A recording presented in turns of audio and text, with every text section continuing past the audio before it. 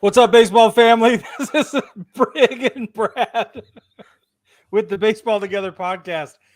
We dance to the music that we play. So if you're wondering why I'm laughing, is because Brad didn't stop dancing, and that's, I think, amazing. Anyway, we're excited that you're here. We're excited to be here with you on our Thursday night live during the World Series, and it's happening literally as we speak. It is the bottom of the fourth with one out. Houston currently leads 2-1, and they're in Philadelphia in the powder blue unis, might I add. Thank you for that, Philly, by the way. Yeah, that's exactly what we needed, and guess what? We all knew we needed it. This is not a new thing. That's right. We need it more often. Yeah, it's really great. How are you tonight, Brad? I'm doing pretty well. How are you this evening, Brig? Pretty good overall. I'm doing pretty well. Good. I'm glad. The main current event that we have to talk about is that the World Series is happening still. And that's relevant because it has gone now into the fifth game. And so a lot of people didn't even think that was going to happen. To begin, yeah. From the start of the series, I'm sure there were a lot of people. But then I think once the Phillies won the first game, it was like, okay, it'll go at least 5. Wait a minute. Yeah. But then the thing that is crazy, though, to me, is that it has been just back and forth every single game. Totally. Right? Like, I mean, let's just get into Game 3 because that was a whole thing. Right? Game 3 was a whole dang thing, dude. It was a whole dang thing. And the thing that's funny is that there's always at least one game that's a whole dang thing in the World Series. And so for us, it was Game 3 this year with Christian. Not Christian Javier. That's Game 4 with I'm drawing a blank, Brig. Lance McCullers Jr. Lance McCullers Jr. the third was tipping his pitches. Apparently, he was. It's very clear if you look at the video evidence. It is, and his leg kick and his gloves are at different levels. Yes, yeah, absolutely, and it's funny to me because after Bryce Harper hit his home run, right? They showed him go down in the dugout, and then Alec Bohm was on deck, and he called him over, and he said something to him, and that's when I was like, he's tipping his pitches. That's gotta be it, because Bryce Harper swung without a doubt on that first pitch and just crushed it. And it was just exactly where he thought it was going to be. He was sitting on just down in the middle. It was fabulous. Yeah. And you know what? Like, I feel like, especially on the first pitch of an at-bat, a pitcher can groove a pitch like that and get away with it, especially in the what was that, the second inning, in the first inning like that. Yeah. Because guys are taking on the first pitch a lot of the time. Right, but that's also why I tell the kids on our baseball team, I say, don't take on the first pitch, be up there ready to swing, because that might be the best pitch you see all at bat. Yep. Right. And at this level, that is the best pitch you see all at bat. Most of it, especially early on in the game. Absolutely. You get one chance. Yeah, you get one. Yeah. Yeah. So I think Bryce Harper obviously picked up on something very early, right? Yeah. Went out there, knew what it was going to be, saw where it was going to be, and it was just right there for him. So then, like I said, he whispered that to Alec Bohm, and Alec Bohm won't tell anybody what he said to him. He says, that's between us, which is fine. I don't expect him to go out there and be like, he told me he was tipping his pitches. No. Like, don't do that. But, sorry, I'm watching the Schwarber at bat. But, like, I was, like, so sure that that's what was going on. I was like, he's got to be tipping his pitches. And I don't have a chance to watch these games close enough to figure out exactly what's going on, right? Yeah. I wish I did, because man, if I'd had a chance to sit down and really study the game and watch it, I'm sure I would have been able to pick up on it, because that was pretty crazy to watch. It was crazy. The whole game was crazy, and then one after the other. And the most interesting part was that they shut out Houston. Yes, right? Houston, they did. They didn't have any production almost at all. The whole game they had 5 hits. Is all game long. Mm-hmm. And so I was astonished the whole time. Like I said, it was, for different reasons, very exciting, especially if you're a Phillies fan, right? If you're an Astros fan, this was devastating. Just devastating. But it was, and this is one of the things. It was interesting to me that all 7 runs came off 5 home runs. I believe that they said that was the first time that's ever happened in the World Series, right? Yeah. That anybody's hit 5 home runs in a game, which makes sense. Alec Right. Bohm, his home run was the 1,000th home run in World Series history, which feels low, but if you think about it, small ball wins the World Series, not home runs. Bingo. And they had runners on for some of those home runs. Right. So, Yep. because of their small ball opportunities. Yeah. I was really surprised that they pulled Ranger Suarez after 5 innings. I thought they were going to leave him in longer. He'd only thrown like 70 pitches, something like that. 76. Yeah, he threw 76 pitches through 5 innings. And I thought, oh, no, that's it. Here we go. That's going to be the undoing. And then Houston's going to have a chance to come back because of Phillies bullpen. And maybe this is where they start to show the shaky bullpen they've had all season. But no, that's absolutely not what happened. We had Connor Brogdon went an inning. We gave up 1 hit is all. Kyle Gibson 1 inning, 1 hit. Nick Nelson 1 inning, no hits. Andrew Bellotti 1 inning, no hits. They collectively threw a 0.00 ERA for those of you with your math calculators out or whatever. As opposed to reading calculators. Yes, very good. Shut up, Brad. but this is the other thing too, though, is that the Houston bullpen did not give up any additional runs. Ryan Stanek came in, pitched 2/3 of an inning, got out of it, and then they had Jose Urquidy come in, and he went the rest of the way, and he only gave up 1 hit. Yep. In 3 full innings of work. So I feel like that actually, I feel like Houston, although their bats were dead, their pitching was not after they got to the bullpen, and that really carried over into Game 4. Huge, big time. They were huge. It's one of those things where you get the rock rolling over the cliff, and then it just goes. I feel like by the time they got into Game 4, that rock was like half a mile down and a mile and a half long slope. They're just mowing them down. Well, let's talk about Game 4 because Game 4 was astonishing in its own right. So Houston gets shut out in Game 3. Philadelphia gets shut out in Game 4. And Houston pitches a combined no-no. I mean, that's huge. It is huge. And for those of you keeping track at home, that's only the second no-hitter thrown in World Series history. The other was Don Larson's perfect game. I believe it was 1959. And so it's a huge deal. And granted, personally, I always discount, and maybe even the royal we discount the collective no-hitter, because you could trot out 9 pitchers and throw a no-hitter pretty easily, I feel like. Relatively easily. It's much easier than throwing, a complete game no-hitter. Yeah, by yourself and throwing 150, 160 pitches in the process. Right. Yeah. But at the same time, though, I do feel like it is impressive, in the World Series especially, because of the level of competition. I mean, this wasn't the Royals. This wasn't the A's. The Tigers. The Tigers. Yeah, it wasn't any of those guys. This is the Philadelphia Phillies who made it to the World Series and are incredibly hot right now. And then all of a sudden, they were ice cold for a night. Yep.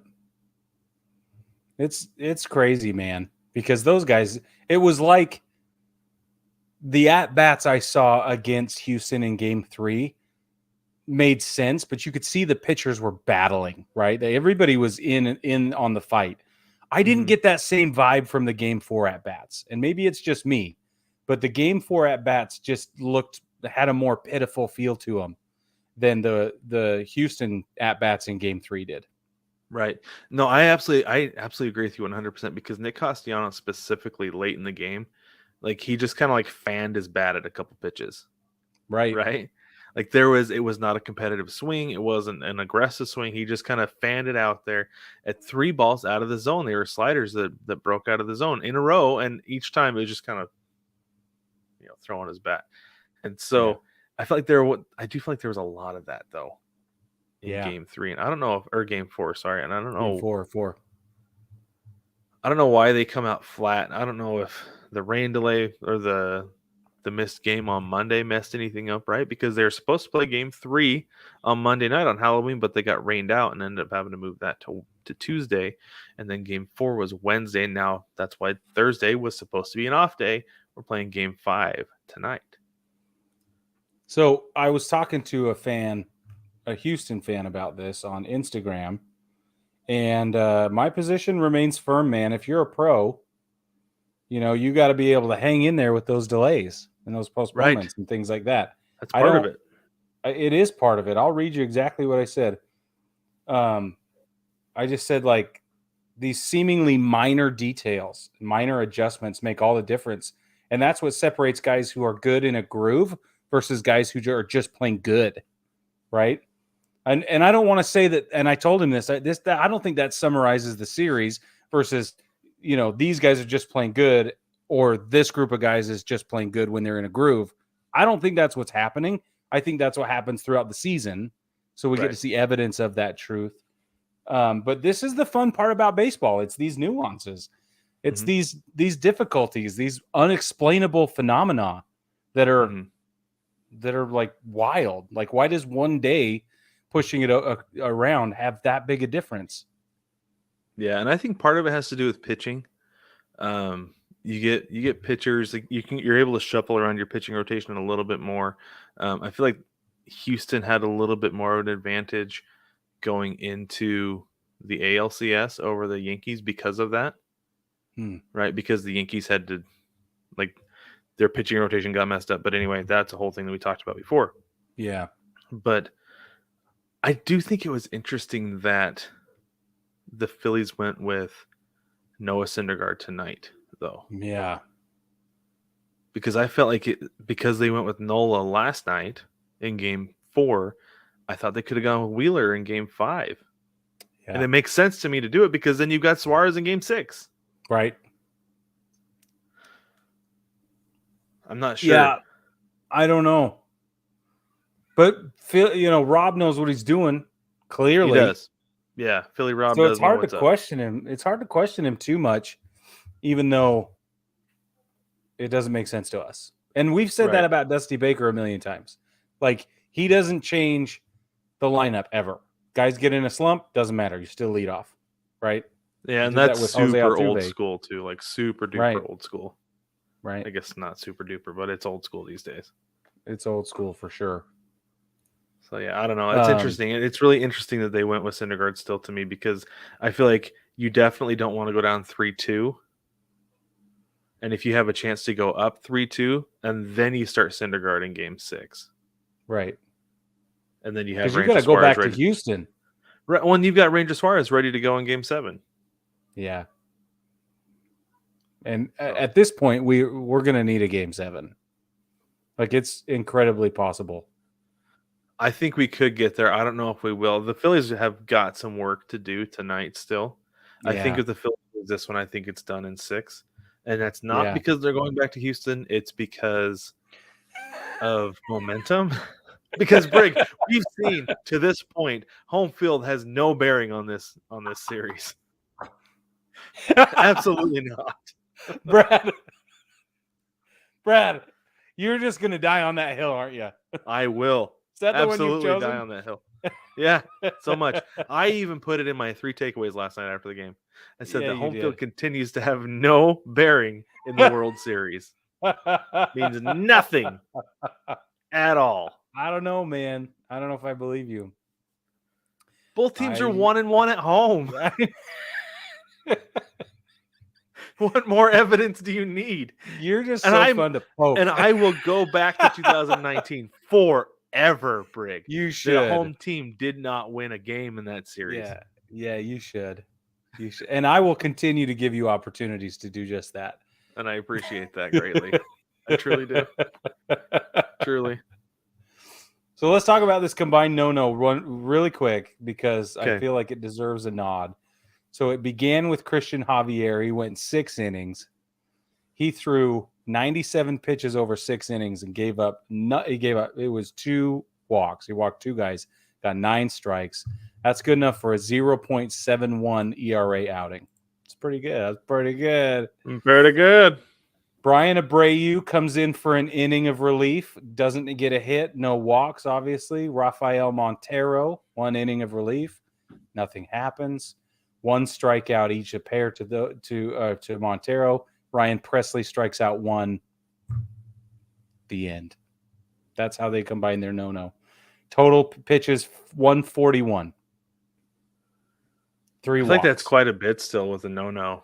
I mean, granted, there were 3 walks, so that's going to up your pitch count a little bit.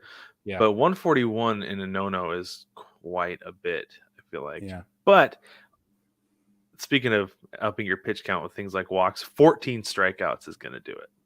Yeah. Holy cow. Yeah, At 14. least the Yankees didn't strike out 14 times against them, Brig. Hey. No, we just struck out 11 times against the starting pitcher. It's fine. Yeah, there you go. Yeah, that's true. There's no saving grace in that, Brad. That's true facts. True facts. Okay, let's talk about who's hot and cold right now. And before we wrap things up, we'll give you an update on the game if you're not watching it, if you're watching us instead. And we greatly appreciate it if that is the case. So the hottest guy right now in baseball, World Series and otherwise, is Jeremy Pena. The dude could literally roll into a bowling tournament or throw darts or something and just dominate. That's what it feels like. I'll bet if he goes to trivia night. Yeah, if he goes to trivia night, he's a problem. You know, he should buy a lottery ticket. He probably should. He quit baseball if that happened. Yeah.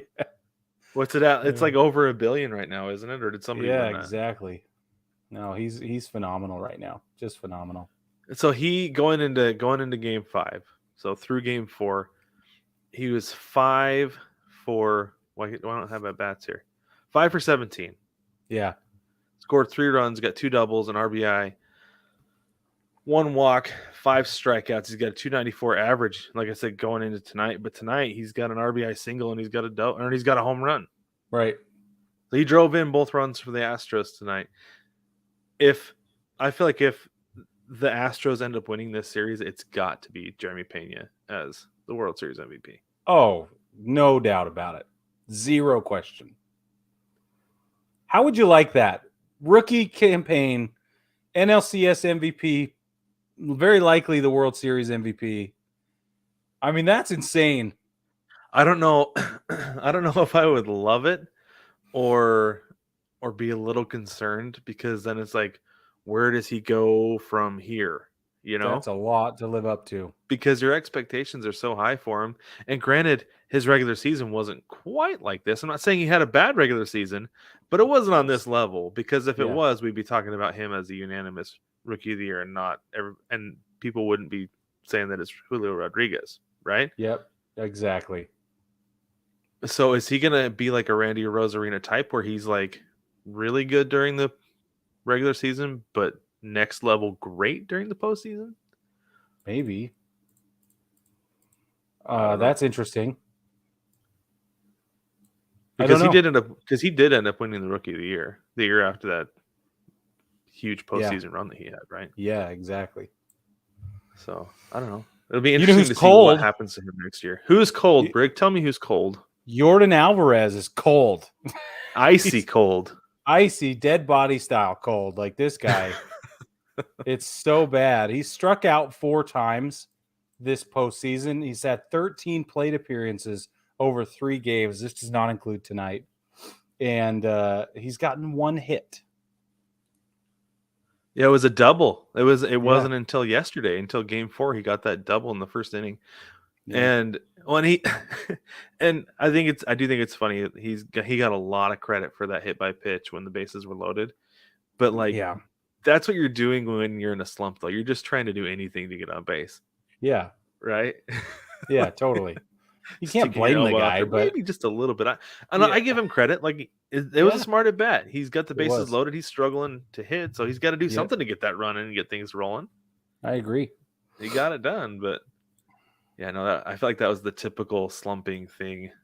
Yeah, that a guy would do. So it's the worst time ever to slump. It is, but he hasn't. Awful. The thing with him that I noticed is that he really cooled off, even after the division series against the Mariners. Yeah. That against the Yankees he wasn't what he was against Seattle, and kind of expected it to happen against Seattle because he is a Mariner killer, and there are certain guys who are, right? Everybody has their kryptonite. Like Mike Trout is the guy for the Angels. Yordan Alvarez is the guy typically for the Astros against the Mariners, and So I guess this year against the Angels, it was like either Julio Rodriguez or Jesse Winker, depending on your perspective. Right. But Yordan Alvarez, even against the Yankees, was not dominant. Because he was 3 for 14 with 1 RBI and a double. Wow. 3 walks and 6 strikeouts. So after being the hero in that division series, and it was even after game 2, because he didn't do anything in game 3 against the Mariners.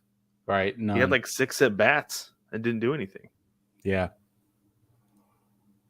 So I don't know if there was like some tape on him after that first series the team saw and they've been able to shut him down, but it's been interesting to watch how that's happened since then. Yeah. Yeah, I agree. But the hottest guy for the Phillies right now is Bryce Harper. Undeniable. And part of that, I give a lot of credit to him in a leadership aspect because of his role in game 3, right? Yeah. With whatever it was sure. he said to Alec Bohm, and then continuing to lead that dugout. But he has been 3 for 14. So I guess not like red hot, but he's got a home run, couple RBIs, a stolen base, couple walks. The things that makes Bryce Harper hot is at big moments. Yes, he gets it done when it needs to get done. That's the thing about Bryce Harper right now. That's why it feels like he's red hot. Well, and the thing too is, I feel like if the Phillies come back and win this series, it's going to be because Bryce Harper's contributions. That he's going to be the spark on the gasoline that gets things going and really turns this team around. And speaking of which, he just smoked the ball into right field. Oh, that's going to be a double. Yeah, that's 2. Yeah, so Kyle Tucker fumbles it. Kyle Tucker muffs it out in right field. That's why. Yep. It probably would have been a double anyway, but that was an easy stand-up double at that point. I don't know, because Tucker can throw. He's got a cannon him at first, but yeah, I agree. But no, I think him booting that ball really helped Harper get to second base. And I think that's a big deal with 2 outs here. But who's after Harper tonight? Is it It's Castellanos. Yeah, let's talk about Nick Castellanos a little bit because he's cold. Yeah, because he's our next guy. Yeah, ice cold. Yeah, he's our next guy. He's ice cold. So in the last 2 games, let's just stick to the last 2 games. He's had 1 hit the last 2 games. If you include all 4 games of the World Series, all 3 previous games, he's got 3 hits. That's it.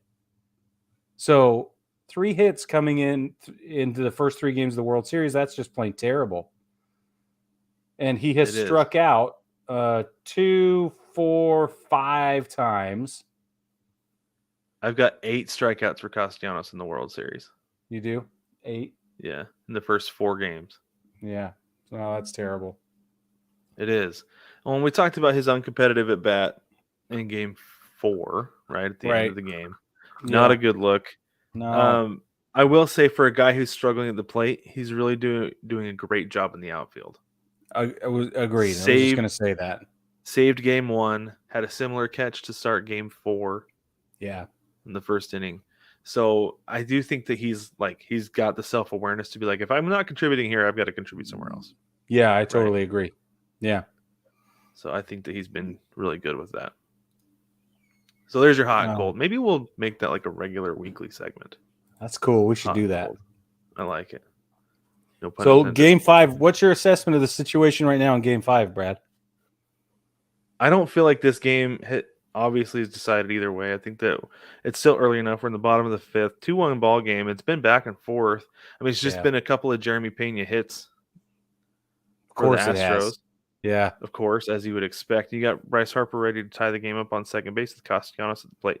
And Justin Verlander, World Series Justin Verlander, could implode at any moment. Exactly. So you never know what's going to happen there. So I feel like as long as he's in the game, the Phillies are certainly still in this thing. Well, it's 88 pitches right now. 88 pitches, 5 2/3 innings. So 4 2/3. I think they're going to have him empty the tank. 4 2/3. I wouldn't be surprised if they had him empty the tank. As long as the Astros have a lead, they're going to let him go because he can eat some innings. Yeah, give that bullpen a chance to rest. Well, and they need that, but so does Philly. Philly needs Verlander to be the guy on the mound right now. And they need him to be left in long enough to really get to him. Yeah, because with an ERA above 6 in the World Series, you want that guy on the mound. Yeah. Which is weird to say that you want Justin Verlander in the game as the opposing team. It's true. But of all the guys in the whole staff, he's probably the one. Yes. Yeah. Starters, relievers, all of them. He's the guy that the Phillies want on the mound. Absolutely. The whole staff. Yeah. Yeah, it's pretty interesting. Baseball's weird. Baseball's weird. Like I said, there's the nuances, this unexpected stuff that you don't know. There's no way to predict baseball. It's impossible. It is. It's so. And hard. let's get into our meaningless predictions, Brad. Because what was your prediction? You said Philly, or you said Houston in 6, right? I said Houston in 6. Yep. Okay, I said Houston in 5, and I lost. Brig's gonna get a pie in the face. I'm definitely gonna get a pie in the face. Brad might also get a pie in the face. We got very well could. Because we both said if it goes 7, you're getting one too. Oh, I thought that was going to be fair. Dang. Yeah, so I still feel comfortable with the Astros in 6, to be honest with you. Yeah. So it'll depend on how tonight goes, obviously, but it's really turning out to be a pretty good prediction. It's headed that direction. It could be headed that direction. I don't want to say that it is, just because, like we said, it's impossible to predict. But anyway, let's go ahead and wrap things up so that these people watching can go back and watch the game. Yeah, without us in their ear. But baseball family, thank you for joining us tonight. Don't forget to hop over to ChinookSeedery.com to support the show and get the best seeds ever to support your mouth. Use code BTPod for 10% off your order. And you can also like, subscribe, rate, and review the show. Let us know what you think about what we're doing. Subscribe so you don't miss a dang thing. That goes for the audio version of the podcast as well as the video version of the podcast on YouTube or Spotify. Spotify is doing video podcasts as well these days. So they sure are. Don't forget to jump on the shop as well at 9plusus.com. It's NINEPLUSUS.com, 9plusus.com, where you can get yourself some baseball things. Yeah. For those of you watching, I just pinned my baseball things shirt. I should say for those of you listening. Anyway, baseball family, we love you. We're so excited that you're here. We're grateful for all the support you give us, and we can't wait to keep bringing you awesome baseball stuff. Yeah, during the off season. Yep. And don't forget to join us on Tuesday morning when our very next episode comes out. We're not going to be live next week because the World Series will be over, but we're going to be wrapping it up for you then.